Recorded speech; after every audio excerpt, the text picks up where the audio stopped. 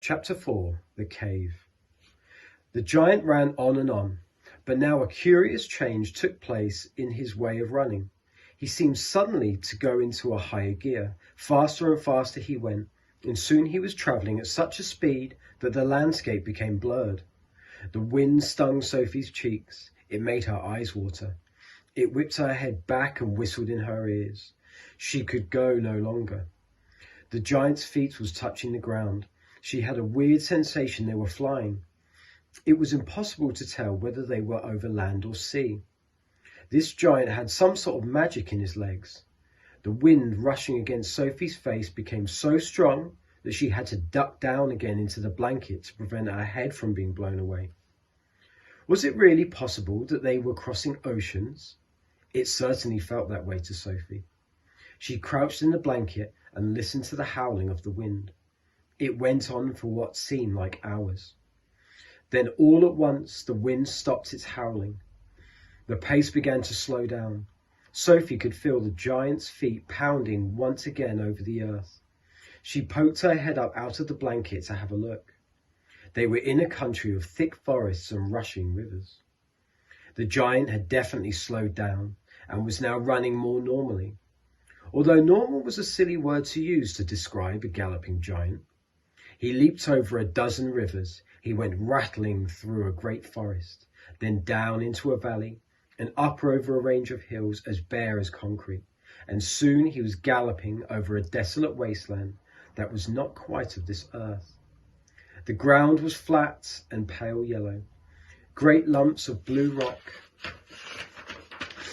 were scattered around, and dead trees stood everywhere like skeletons. The moon had long since disappeared, and now the dawn was breaking. Sophie, still peering out from the blanket, saw suddenly ahead of her a great craggy mountain. The mountain was dark blue, and all around it was the sky, and it was gushing and glistening with lights. Bits of pale gold were flying among delicate frosty white flakes of cloud, and over to one side of the rim of the morning sun, it was coming up as red as blood. Right beneath the mountain, the giant stopped. He was puffing mightily. His great chest was heaving in and out. He paused to catch his breath. Directly in front of them, lying against the side of the mountain, Sophie could see a massive round stone. It was as big as a house. The giant reached out and rolled the stone to one side, as easily as if it had been a football. And now, where the stone had been, there appeared a vast black hole. The hole was so large the giant didn't even have to duck his head as he went in. He strode into the black hole, still carrying Sophie in one hand, the trumpet and the suitcase in the other.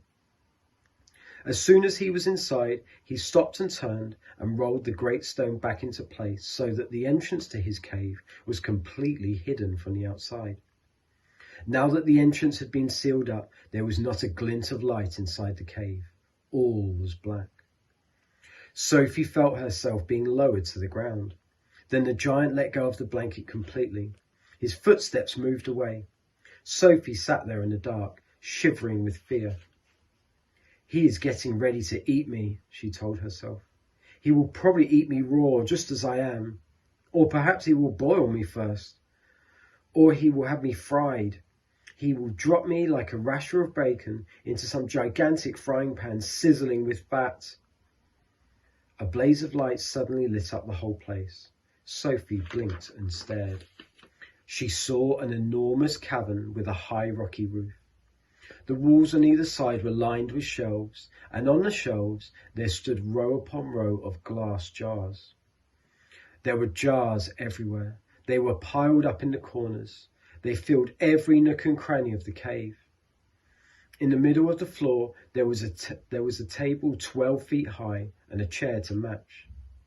The giant took off his black cloak and hung it against the wall.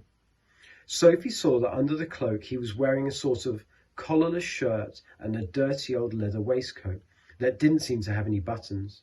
His trousers were faded green and were far too short in the legs. On his bare feet he was wearing a pair of ridiculous sandals that for some reason had holes cut along each side, with a large hole at the end where his toes stuck out. Sophie, crouching on the floor of the cave in her nightie, gazed back at him through thick steel-rimmed glasses.